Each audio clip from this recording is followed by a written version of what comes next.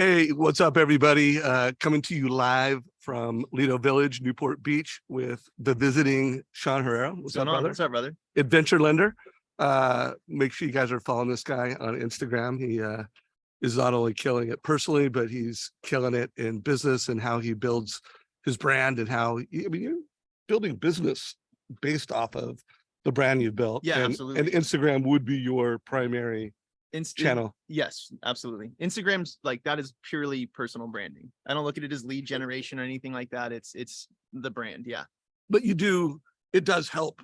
Oh, I couldn't live without it. And let's not go down that trail because you and I have done that conversation multiple times. But just guys, he is killing it. He's one of America's most successful loan officers in this market. He is gaining market share. Last month when I interviewed him, he was, I think you finished number 10. I finished 10. The 10th top loan officer at Countrywide, which has over Countrywide was the old job. Did I say that? Did I say that? Apologies, Ron. Apologies, Ron. Cross country. I've just dated myself how long I've been doing this. And in this month, you're number 6 right now. I mean, I think so. Either 6 or 8. And he's not competitive. Yeah. He forwards it over to me. Yeah. Check it out. So he's doing really, really well. And one of the things I've seen on a lot of social media feeds lately is the talk about the new guidelines that are allowing 20 or 5% down on units. So first of all, I titled this affordability strategies. I want to hear how you see that opportunity in the market. What's your approach to promoting it and educating on social media? And then how are you kind of leveraging this whole movement around house hacking? Yeah. So, well, first off, the guideline, we're seeing it so much because it's 5% down on 2, 3, or 4 units on conventional financing. You can do 3.5% down on those right now using FHA. So we're acting like this magical thing happened that isn't necessarily like all that magical in my opinion, but it's getting a lot of attention. And I think the reason it's getting a lot of attention is simply because people are looking for hope, right? Like, I don't have a lot of money to put down. And if I can buy an investment property, everybody wants it to be more of an investment now. It may open doors for people. We don't know exactly what the guidelines will be until they come out next month. But assuming they don't have the FHA or the same guideline where FHA has the self-sustainability, that's not the right word for it, self-sufficiency test, it'll be epic because you can use the rental income to qualify. It will make a difference for people. But I think the reason it has so much buzz is hope. People need hope. I need a lower monthly payment. I need a lower down payment. And this gives people hope. That's how I see it. Yeah. And I also love that it really puts a spark around the whole opportunity of house hacking. I interviewed Cody Touche on Tuesday, one of the top loan officers in the country. He's a mortgage coach, but one of the top guys with helping real estate investors. I mean, that's like his niche. He is a real estate investor. He helps real estate investors, and he turns people who buy real estate into real estate investors. But I love this because it's putting a lens on house hacking. And by definition, house hacking is you're going to live in the home. So it's your personal residence, but you're getting income from other sources to help support that debt. And I look at this as kind of like a new house hack strategy. Yeah. And I think to me, when these things come out, we make a big deal out of it. It's like, it's not anything new or special. It's just getting attention. So I always analyze, why is it getting attention? You could buy a single family home and rent out the bedrooms, right? I mean, one of my clients, they are in recovery programs, and they did a recovery house. I forget what it's called, but she says she hasn't made a mortgage payment. And what she means by that is the income from everyone they're helping to stay in recovery more than pays their mortgage. And it's a single family with an ADU. So it doesn't have to be a multi-unit to house hack, it's just the hack is I'm getting someone else to pay my mortgage. I am becoming the landlord. I'm flipping the script. Instead of paying my landlord, I am now the landlord. Yeah. And I'm seeing a trend of people that are, building ADUs on their property. They're doing tiny homes in their backyard. There's just, looking for ways to generate more income, being creative, to 1, achieve home ownership, and 2, to achieve financial freedom with home ownership. So So what are some other affordability strategies? And then I know you've got a TCA you want to walk us through, but what are some other just affordability strategies? I mean, to me, well, there's so many, it depends on what the person wants. I mean, affordability, just to me, affordability means either I bring my expenses down or I bring my income up. Mhm. So you could have all of the side hustles that maybe aren't real estate related. There's so many different ways to create affordability. We just have to find the right one for the right person. And you're coaching people on that, like you're Yeah. having those conversations with clients. Yeah, I think that's the whole part of being a mortgage coach instead of a loan officer is you have to listen to what people want and see if you can find the best way to get them what they want. And that's, I mean, and instead of just telling them, we get to show them using Mortgage Coach. That's why I always say I don't tell, right? I'd rather illustrate how things work and show people what their options are so they can make an educated decision versus telling them my professional opinion when they've known me for 3 minutes. It's another thing that came up in one of our previous interviews where you talked about how you're turning this fact that you're a mortgage coach and you have all these creative strategies into recruiting realtors, like you're gaining market share, Yeah. you're getting new real estate agents. Just speak to that and then let's get into a specific strategy. No, so my whole thing this year, like the presentation I did, with the last time we talked, I did a presentation for like 165 agents.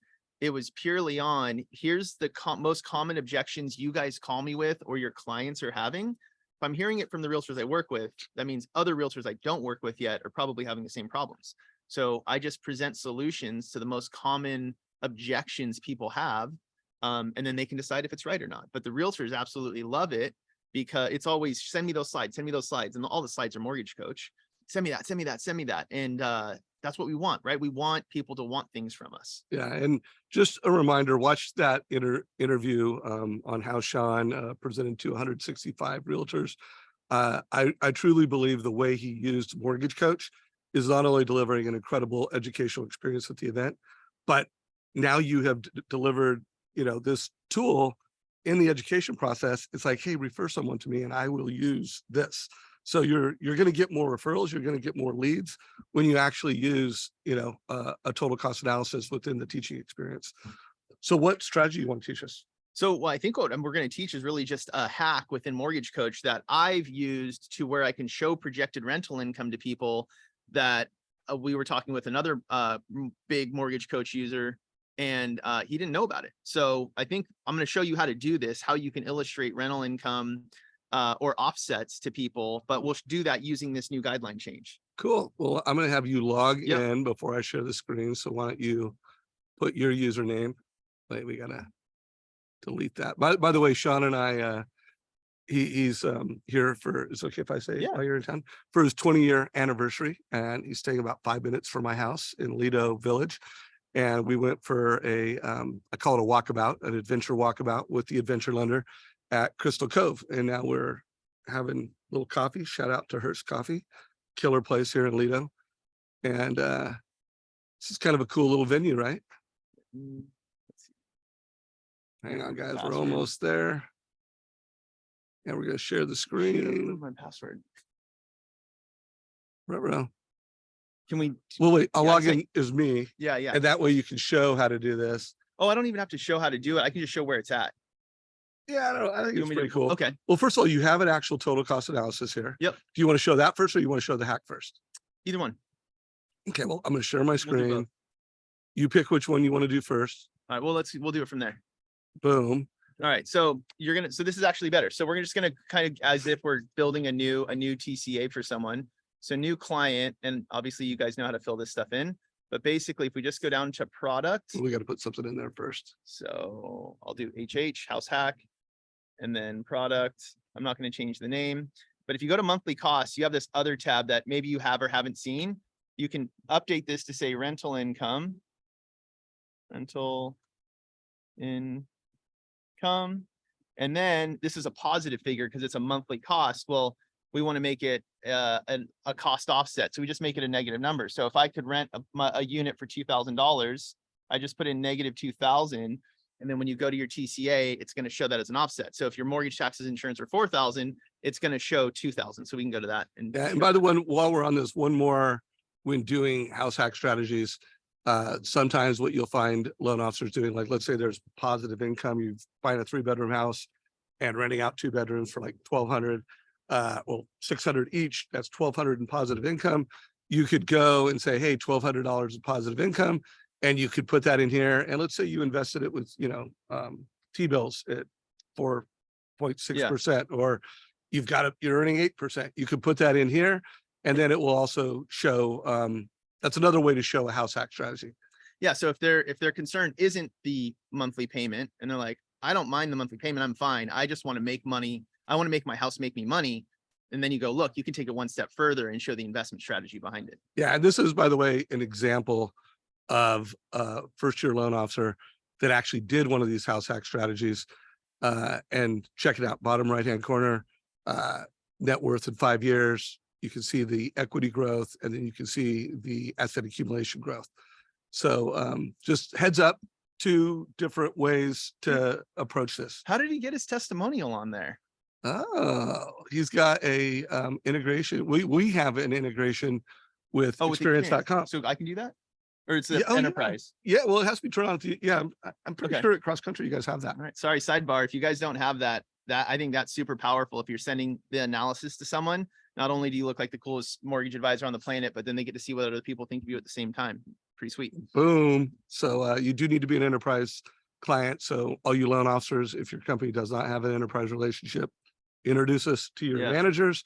And for all you leaders and executives, if you don't have that integration, it's killer. I mean, it improves conversion, it improves customer satisfaction. It's a very slick integration. All right, cool. So what I modeled out was just renting versus buying a 2, 3, or 4 unit using the 5% down. I have to make some assumptions. I don't know what the mortgage insurance cost will be. I don't know what the interest rate will be. So I used the current situation. I used FHA's 0.55% just as a starting point. So I showed rent at $2,000 a month, which in my market's probably low, but I wanted to compare that. So the biggest thing I always want to drive home first is. By the way, I didn't do a sound check. I want to. No. I just want to make sure that yep, it's working. Okay, cool. Sorry about that, everybody. It's been too funny if I did. Oh, it wasn't with you, it was with Socia Villa. Him and I did this killer conversation in our backyard, and then all of a sudden we're like, oh, it had no sound. audio. So the first thing to do if you're showing anyone rent versus own is you always have to drive home the tax benefit and the principal paid. In California, I just showed 10% because that's the minimum income bracket in our state. But that creates an offset, right? So if you're renting for 2,000 and you buy a 2 unit and you rent 1 unit for 2,000, it's already net that out. So this 2,255 would be your net cost. And then if I net out my tax benefit and the principal I'm paying back to myself, now buying a 2 unit with my rental income offset, renting out the other unit is saving me $400 a month compared to my rent. Sweet. And I just used 2,000 for each unit as we went up. And you can see you get into a cash flow place when you get to 4 units. So just to show the breakdown of how the rental income offset shows, I showed it as projected rental income, 0 as a renter, $2,000 per unit, and remind them that they can use that as qualifying offset, right? You can use projected rental income to qualify. You don't have to have it rented out or anything like that. So from an underwriting perspective, it's easier to qualify as well. So that's really, to me, if we're going to talk about a hack that you guys could use that you may or may not have known about, use that other line in the cost section, the monthly cost section, to illustrate rental income offsets. Yeah, and just to go back and make sure everybody knows where that is at, when you go to a specific loan program, boom, product, and then monthly you need to go to the second screen, not the first screen, the second screen. One more. Yep, monthly costs. The third screen. Yeah. Boom. Yeah, and there it is, and then it's right under here. This is open. It will say other. You got to back out other, define the name, and then remember, you put in a negative number to trigger the offset. That's it. I mean, I think that's the trick. If you guys, again, it doesn't have to be a multi-unit. You could have a first-time home buyer buying with 3% down on conventional financing, and they can rent out rooms, and you can show them what it'll look like. Can you use that income for qualifying? No, but if they qualify, I want my friends to pay my mortgage for me, right? That's the goal. Hey, if I'm gonna have roommates anyways, they might as well be paying me versus a landlord. Yeah. One more thing for anyone that's like, God, I how do I do this? So first of all, you can rewatch this. But 2, if you go to our 10X page, trustengine.com 10X, first of all, you'll go through a bunch of trainings that I've done. They're all designed around how to close 1 extra loan right now, this month, how to get one extra realtor. Sean is part of this. You know, I think you actually did 2, and there's actually a few more that are in the YouTube channel. We've been doing a lot of content lately together. But if training, like, oh, I want to get private coaching and training, sign up for our Wednesday strategy session. Just go to that, click here. Oh, you know, I can't do it Wednesday. Sign up for the Thursday training. Mondays is just beginners training. And then just a reminder, if you're brand new to Mortgage Coach and you're learning it, you know, down here, there are all these intermediate, advanced, for all you top producers that have teams. This is a great training center where they can get one live training and coaching, and they can get recorded training and coaching. Yeah. So tell me how you're going to take this and, one, leverage it on social media, which you're already doing. You're telling stories and strategies. And then 2, how are you taking this to realtors, and, you know, how are you going to bring this message to real estate agents in your market? I mean, a lot of the realtors in my market, probably anywhere, they love talking about down payment assistance and how we can get people in with less money, because that's the struggles. People just they may not have the 20% down. Should that prevent them from being a homeowner? So I think just bringing up these ideas, 5% down on multi-unit. You know, there's the California Dream for All program in my market, which I'm not a fan of, but I talk about it a lot because if I don't explain why I don't love it, then people may use something they shouldn't use or may not be good for them. Realtors, we just want to pique curiosity. And if you talk about changes like this or things that are getting buzz, you're going to get more conversations with real estate agents that will start referring you. And so I use these as like, it's an in, right? It may be the thing to talk about that gets me an appointment that I wouldn't have gotten otherwise. You just don't ever know what is going to work. And if you're coming from a place of advice, not sales, these people can feel that. And I think that's what makes the difference here. Yeah, I interviewed a loan officer with Fulton Bank yesterday, who is one of the top down payment assistance lenders and CRA lenders in Philadelphia with Fulton. Jeffrey Volk. That interview will be out in a couple of days, and he was just showing like affordability strategies, like a bond program where someone could buy a house and literally get $5,000 back. He showed Fannie's home ready, something like that. Well, it was a home ready. Can't remember if that was Fannie or Freddie, and then there was a Freddie and a Fannie, and then he had an FHA, and he was able to show this consumer, you know, like, hey, you know, I can get you the FHA and get you the home ready, and here's a local bond program. Now, I'm not saying you would do that with everyone, but there are certain markets, there are certain realtors. We're showing those options and showing how, you know what, I'm going to make homes more affordable to more borrowers in your market. And I'm going to help you go from pre-approval to under contract better than any other loan officer in my market. Yep. That's it. Smart. That's it. Yeah. I've been saying confident buyers make confident offers, and there's no way to create more confidence than illustrating how all these things work for them and then letting them make the most educated decision. But it's their idea. By the way, that term, confident buyers create what? Confident buyers make confident offers. Make confident offers. That might be the headline for this, because that's just so clever.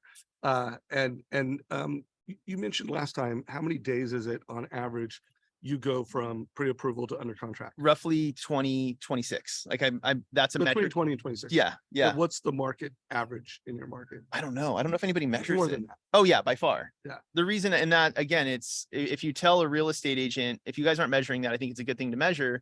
And the reason I started measuring it, because I noticed that the clients I work with get into contract faster. And what would a realtor want, right? The sooner they get in contract, the sooner they show less homes, the sooner they get paid. So it's like, I'm going to refer Sean because people are going to get there faster. And it's better for the buyer. Confident buyers create confident offers. And realtors like that kind of thing. Yep. Bro. Can't steal that. Well, I guess you guys will probably take it anyways, but yeah, I'm going to start copywriting a lot of these. So it is 8 a.m. Saturday, October 21st. Yesterday on Optimal Blues index, jumbos were over 8%, conforming we're like 7.8. Guys, it's no longer a market. Like, we're running uphill. You cannot sell mortgage programs. You need to sell strategies. You need to help people with affordability challenges that are in the market today. You need to help people understand, like, hey, buy the house now, date the rate. I got you. So make sure you're following our 10X. Any closing thoughts before we wrap it? Yeah, don't worry about the market. Don't let the market define you. You know, if you do one deal a month, if you do 2, you doubled your market share. So stop thinking about the market has any control over the amount of people you serve. these strategies will help you serve more people. And that's all we need. All right. Well, if you got value from this, give it a like, whatever social media platform you watch this on, whether it's YouTube. If you have more questions, more interviews you want me to do, let me know. Bro, Dude, thanks. you rocked it. Thanks. I'll get this on YouTube later today. Take care, everybody. All right. Bye, guys.